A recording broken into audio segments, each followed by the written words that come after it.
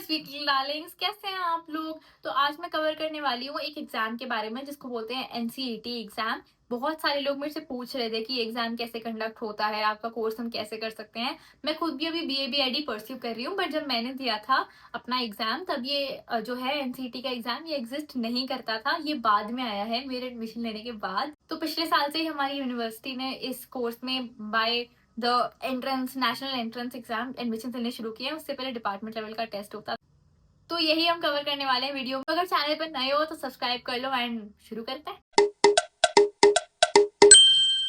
Hi my sweet darlings, welcome to another video. And इस video में हम बात करने वाले हैं मेरे कोर्स के बारे में जो कि है बीएड कोर्स। तो इसमें क्या होता है, अगर आपने टीचिंग लाइन में जाना है तो ये कोर्स बहुत हेल्पफुल होता है। कहीं भी आपने टीचिंग करनी होगी, जैसे किसी स्कूल में या किसी कॉलेज में या किसी यूनिवर्सिटी में, अगर आप टीचिंग लाइन में जाना चाहते हैं तो उसके लिए आपको बीएड जरूरी होती है। तो अभी क्या हो गया, आफ्टर 2020 ये जो कोर्स है बीएड का, जिसको हम बोलते हैं बैचलर्स ऑफ एजुकेशन, ये अभी एग्जिस्ट नहीं करता है। कुछ बहुत कम यूनिवर्सिटीज हैं जहाँ पे अभी 2 ईयर बीएड होती है या 1 ईयर बीएड होती है।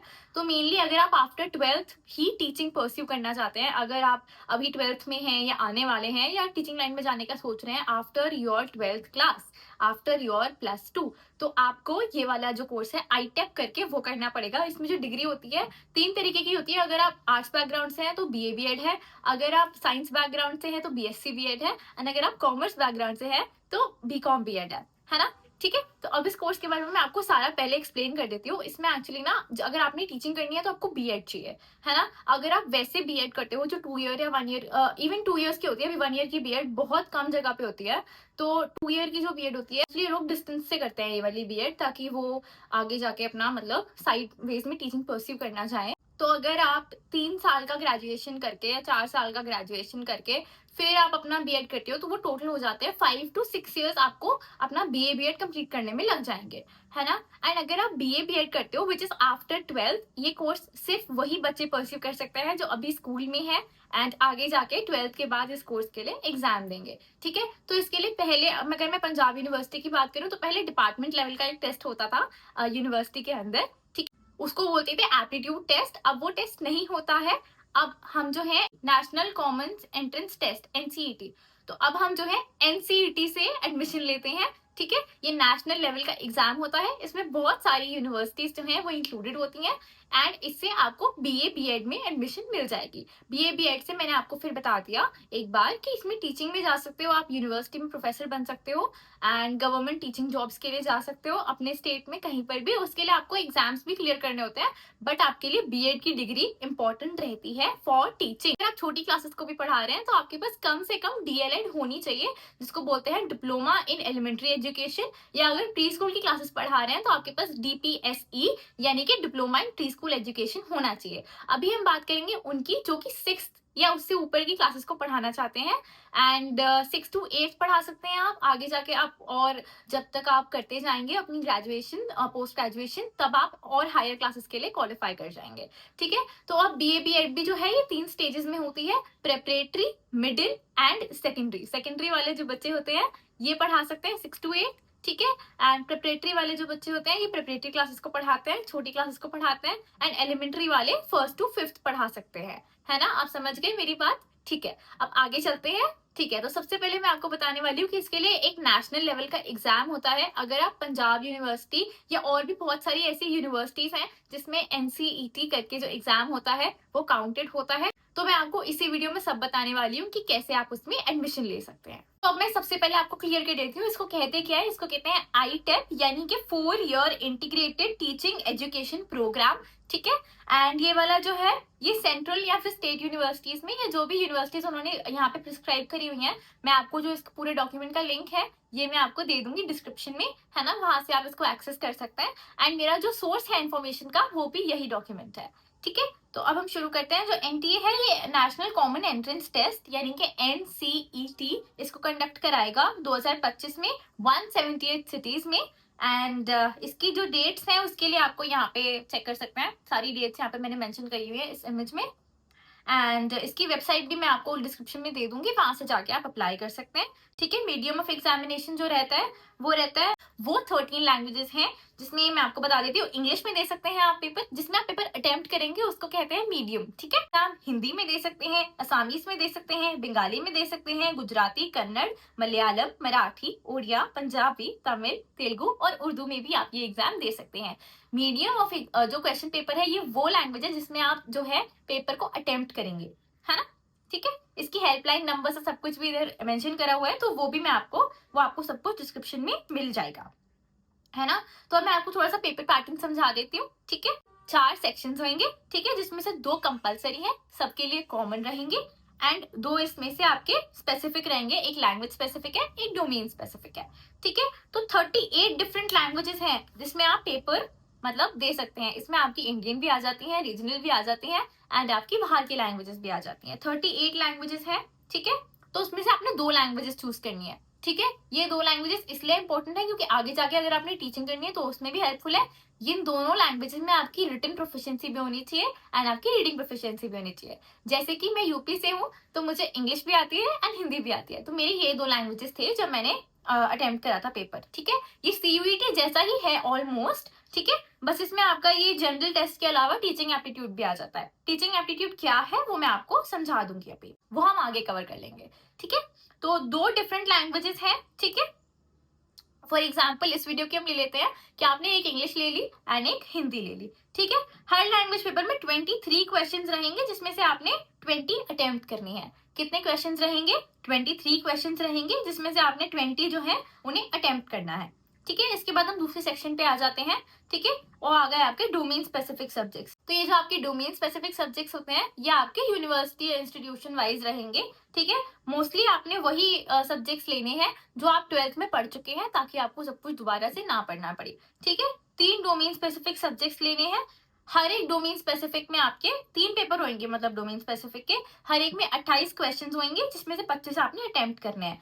तो इसमें हमने क्या देखा, पहले वाले सेक्शन में भी हमने दोनों लैंग्वेजेस में 3-3 क्वेश्चंस छोड़ दिए, एंड उसके बाद वाला जो सेक्शन है उसमें भी तीनों पेपरों में हमने 3-3 क्वेश्चंस छोड़ दिए।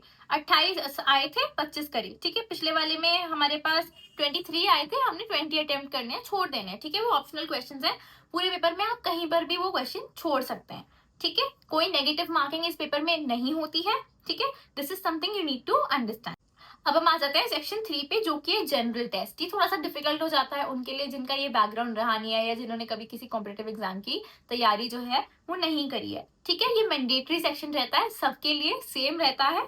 This general test will have 28 questions again, जिसमें से हमने 25 को अटेम्प्ट करना है, ठीक है। इसके बाद हम आ जाते हैं सेक्शन 4 पे, जो है टीचिंग एप्टीट्यूड। टीचिंग एप्टीट्यूड में 20 क्वेश्चन आएंगे, ठीक है।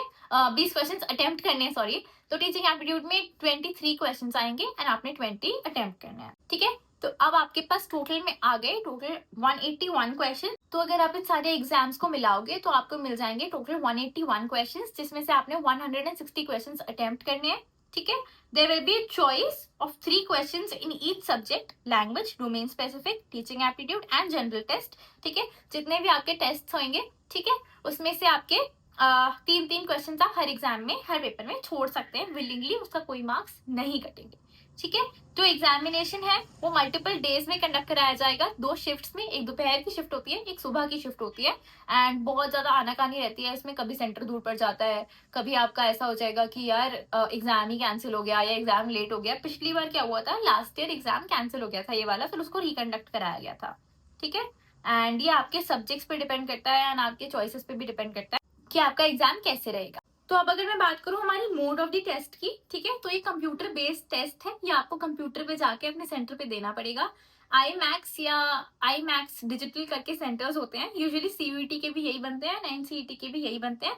आपकी सिटी के हिसाब से आपको आपका सेंटर अलॉट कर दिया जाएगा, ठीक है। आपने अपना परमानेंट एड्रेस या कॉरेस्पॉन्डेंस एड्रेस भरना होगा, ठीक है। तो यहाँ पे एक कैच है, कुछ लोग ऐसा होता है कि आधार कार्ड पे कोई और एड्रेस रहता है या जो आइडेंटिटी प्रूफ कोई और भी है तो उस पे कोई और एड्रेस है, रहते कहीं और है।